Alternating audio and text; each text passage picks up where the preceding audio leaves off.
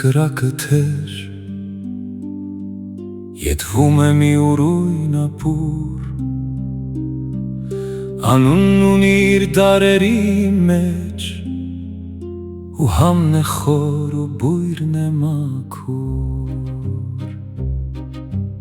Ինչ էլ նետես այս տաք ջերին, կլուծվի, կդառնա մի մաս, կտա իր երանգը հենին, կփոխի համը անսասան։ Այդպես էլ ազգերն են ապրում մի մեծ ու դարավոր կաթսայում,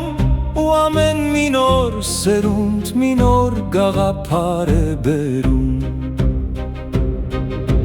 Մի սովորույթ ու մի խոհ, որ ձուլվում է հին ակունքին, երբեմն լուր ու դժգոհ, երբեմն հարազատ հոգում։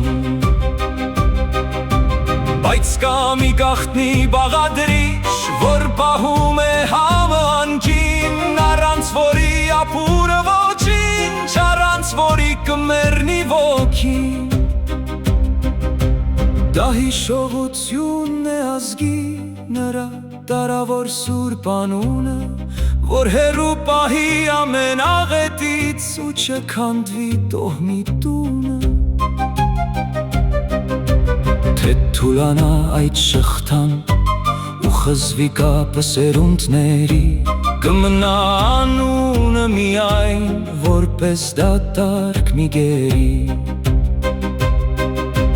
Կոչվենք նույն անունով հպարտ, բայց գործնենք լեզվի շունչը, պատմության էջերը անզարդ ու նախնյաց իմաստուն կանչը։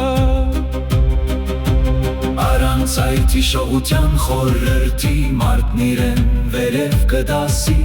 կպարտանա հաջողությամբ երկրային, բայց կիսատ կմնա իր հոգին։ Չգիտակցի ուրք է գալիս, ինչ արյուն է հոսում իր մեջ, ինչ պատասխան է վաղը տալիս, որդուն որ կապրի անվերջ։ Այն պարզապես անցյալ չէ կորած, այլ դիմագիծն է մեր հոգում, մի ներքին չափանիշ վերևից տրված, որ վար պահի լույսը վաղվա օրվա։ Ով հիշում է նա կա ու կլինի, ով մոռացավ ինքն իրեն կկորցնի։ Ուստիվ ով դու նոր սերունդ, երբ քո բաժինն ես նետում կացան,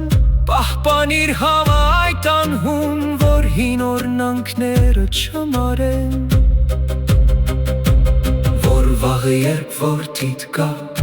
ու պատմության կափարիչը բացի,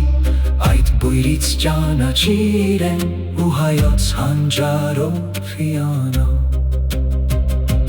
Թող դարերի մեծ կաթսայում